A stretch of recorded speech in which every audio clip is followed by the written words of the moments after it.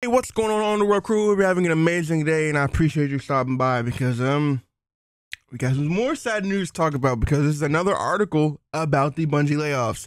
So recently, if you guys did not know, a couple of months ago, it got leaked that I think like 120, roughly 100 employees got laid off, and they also got leaked that the final shape got delayed. So that's why we knew the final shape was going to get delayed way before they announced it.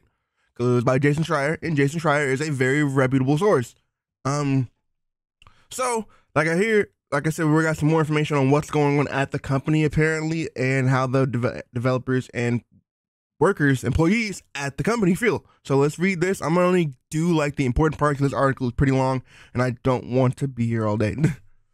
But still, if you want to read the article, the full article will be in the description, and let me know what you guys think after done with this. 1 month after a major round of layoffs impacted roughly 100 Bungie employees, of the 1,200 of those remaining at the Destiny, developers say that the cuts, as well as the other cost-cutting measures, came alongside an apparent scramble by the studio leadership to avoid total Sony takeover. As it currently stands, Bungie is on paper a fully independent subsidiary of Sony, but its board of directors have been divided since the takeover in July 2022. Among its current members, a PlayStation Studios head Hiram Holst, Sony senior VIP Eric Limpel, Bungie co-founder Jason Jones, Bungie CTO Louis Villages, and Bungie CEO Pete Parsons. The board is a whole split between Sony and Bungie representatives, with Parsons serving as a tiebreaker vote. But speaking to IGN under condition of anonymity, multiple current and former Bungie employees described a department meeting that took place shortly after the layoffs, in which leaders hinted that the shared power may not last forever. Sony did not respond to IGN's request for comment on this piece. Bungie declined the comment. Okay, so Bungie is still technically an independent studio, but half the board is Sony execs. So. And they're threatening, like, hey, guys, if you keep fucking up our money, we're taking over the company. And I'm like, oh, no. Oh, God. Because my whole situation is you can clearly see that Bungie did these layoffs because they weren't making as much money. And I want to know who did that 45%, like, miss on revenue. Because... I want to know whoever did that. I need to see you because I want to know what in your right mind thought that you were going to make that much extra money after Lightfall. You messed it up yourself. You, specifically you, not you, viewer, the person who made that thing.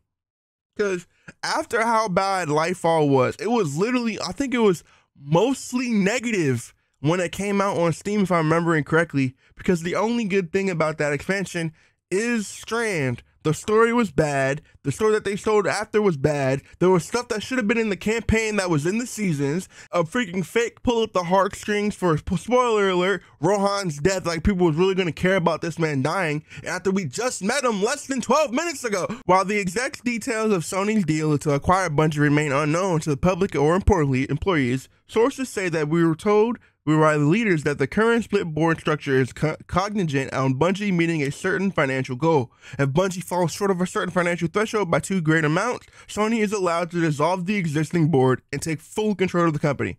And with Destiny 2 expansion, the final shape delayed into the next fiscal year, Bungie is still investing heavily on Marathon. Many employees understand that Bungie is struggling to meet the necessary targets to keep the last vestige of freedom. Such a takeover would necessarily be shocking given its 2022 acquisition, but it would nevertheless be a stunning development for a company that has historically prided itself on its independence. So we went from Activision having Bungie to Bungie buying their freedom, to a couple years later after that, Sony buys them, and then now they're doing bad. Now Sony's going to buy them, and now they're not going to be independent anymore. Bungie, I'm telling you, dog, all y'all got to do is just take it slow, win back the people, and enjoy your game. You have a great game here. The developers and the workers that are working on Destiny 2 are great people. We've got notice from people saying that we want to make good stuff for you guys, but the higher ups just say no. Why are you saying no? We have the ability to save the game. Let us save it. Just because you want to make an extra $15, first off, fire whoever that CEO who made that $15 starter pack. Because I know it wasn't those regular devs. It wasn't their idea because they knew this would have been bad. And I bet those devs were so proud of the community for sticking up for themselves and not buying that goddamn thing and getting it removed. because it makes no sense that this is going to come. It was with this threat looming that Bungie leadership, not Sony, according to Parsons, made the choice to lay off roughly 100 employees last month. But the cost cutting at Bungie isn't limited to just personnel. Multiple current employees confirmed to IGN that the company has implemented numerous other cost-cutting measures recently, including an in-studio-wide hiring freeze, reduced travel budgets, elimination of holiday bonuses, keeping it annual Bungie Day virtual, and delaying the week-long company Pentathon event to next December, and reducing the numerous morale events such as cooking and knitting classes from monthly to quarterly. Okay. Bungie is also pausing to fully end benefits like annual employee compensation adjustments to meet market rates.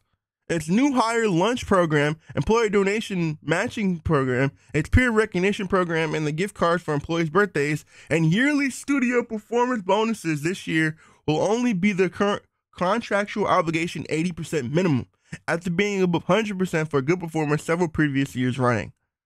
So y'all telling me y'all so broke y'all can't even give employee birthday gift cards? It's that bad?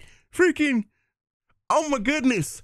And the new hire lunch program, I think when DMG talked about it, he said that he did it and you basically take your higher up out to lunch, if I remember correctly.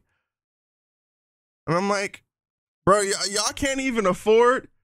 Yeah, it's peer recognition program and gift card for employees' birthdays. Y'all can't even get some gift cards for y'all employees. They like it. Go to Dollar Tree, buy them in bulk. Lord. Along with the recent layoffs, this has resulted in a massive decay in the morale with the company. According to the IGN sources, one of whom told us that the mood within the studio has been soul crushing over the last month, and it doesn't sound like management is making any significant efforts towards improving the atmosphere either. According to those who were still in the company, employee frustration and sadness in the days and weeks following the layoffs was met with surprising amount of indifference and even outright flippancy or hostility from management. Several people we spoke to told us that the leaders are reiterated across multiple meetings that they couldn't guarantee that there wouldn't be more layoffs, with the two specifically confirming previous reports that Chief People Officer Holly Barbavacci outright stating that layoffs were a lever that company would pull again. We know we need Final Shape to do well, one source told IGN, and the feeling at the studio is that if it doesn't, we're definitely looking at more layoffs. Oh God, bro.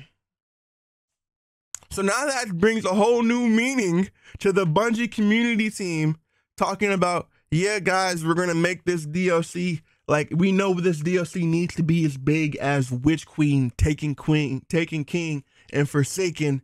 These DLCs need to be big, and we're going to make sure that it's big, so we're going to delay the game.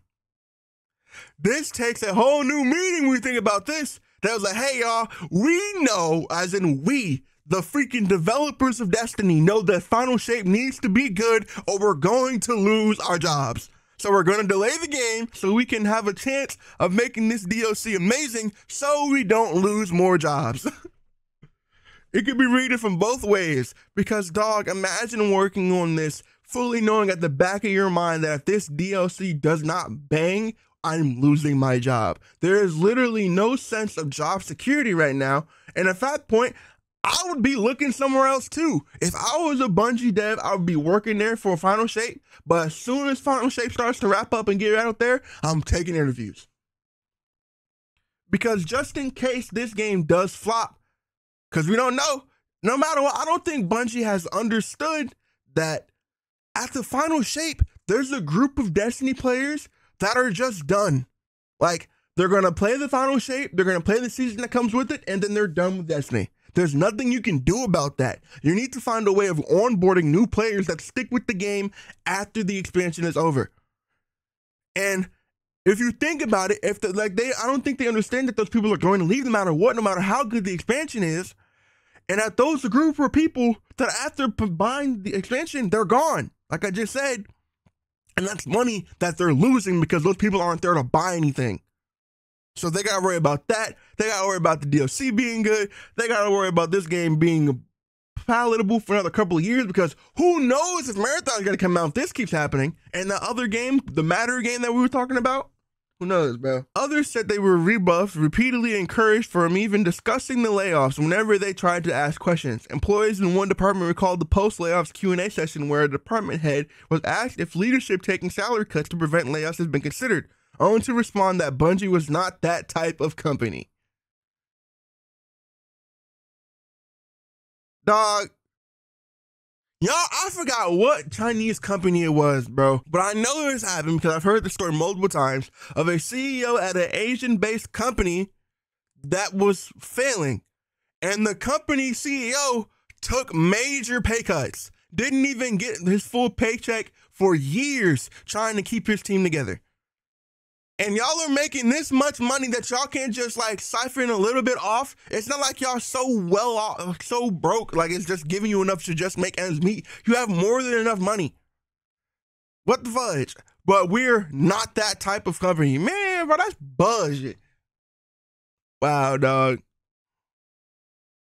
Bungie's eroding. Another anxiety source discussed with us that many of the reductions made in Bungie's recently were part of a broader move towards outsourcing. Multiple and individual across various departments told us they'd heard discussions within their team of plans to increase the outsourcing both before and in the wake of the layoffs. One team where those discussions have already become reality is the quality assurance team. While outsourcing QA is extremely common practice industry-wide, Bungie historically has also enlisted an army of in-house embedded QA testers, working with individual teams. It's a setup the studio has prided itself on for years now, but QA sources within the studio are now afraid that strategy is on its way out. We previously reported that Bungie's QA team saw a rash of mysterious departures in the months before the layoffs, and also noted a team-wide culture shift toward the general pool of testers consisting of both in-house and outsourced individuals. Oh, even Bungie, you need those QA testers. Even when you need them because those people need jobs and those people are doing a good job. I can't imagine the amount of bugs that they've saved coming in this game. But even with those QA testers, bugs are still coming in the game, and that's just part of game-wise. Bro. So working at a job that is soul crushing, Lord. In a year that will go down in gaming history due to the sheer number of layoffs and studio closures, Bungie's situation nonetheless stands out, and not for a good reason. It's well known the long-standing studio that deep-side historic culture problems had managed to cultivate an increasingly positive community of fans around the beloved game while improving its own internal culture by gradual degrees. But in the wake of an acquisition that shocked many Bungie employees we've spoken to and which seemed out of character with the studio independent streak, it feels to many that they're falling apart. Sure is. Beloved colleagues have been laid off, benefits are vanishing. Many feel like the more people-oriented, as a source put it, culture of recent years is being torn to pieces by very Bungie leaders that touted for so long. And seemingly, all of those same leaders can retain the vestiges of control over the company that's already been sold away anyway. Folks still there are very much feeling the us versus them between leadership and workers, one person said. That trust has been eroded. Given their recent actions, the question of whether or not Sony will finally manage to swallow Bungie whole in a few months seems less and less important than the question of what Bungie's current management will do to lead the core company forward today. Y'all remember how many YouTubers and good content creators, like for example, I know Holtz works there, Mercules. I wonder what Mercules is going through his mind. My man was the head of one of the biggest PvP podcasts in Destiny. Now he's working at Destiny in the freaking weapons design team, and now he could get laid off. Joe Blackburn, Joe Blackburn. I said it before in my video when I was reacting to the layoffs, reacting to his like Final Shape getting delayed. If Joe Blackburn got laid off, the game would be dead. I'm gonna be honest with you. The game would be dead. I don't think there's any person more capable of running this game than Joe Blackburn. I also feel like, I don't know what happened, but Destiny 2 team Twitter account, y'all who are running that Twitter account, let me clap it up for y'all. Because since this season started, y'all have been extremely vocal, and I'm proud of y'all. The developers and workers and other employees at Bungie who also work on Destiny are trying their best to keep their head high above the rising water. And I feel bad that they had to go through this, and I'm sorry that you have to do so. But if I had to make a suggestion, if it is possible, please understand that I am looking from the outside in, and I don't know much about the gaming company and the gaming development situation.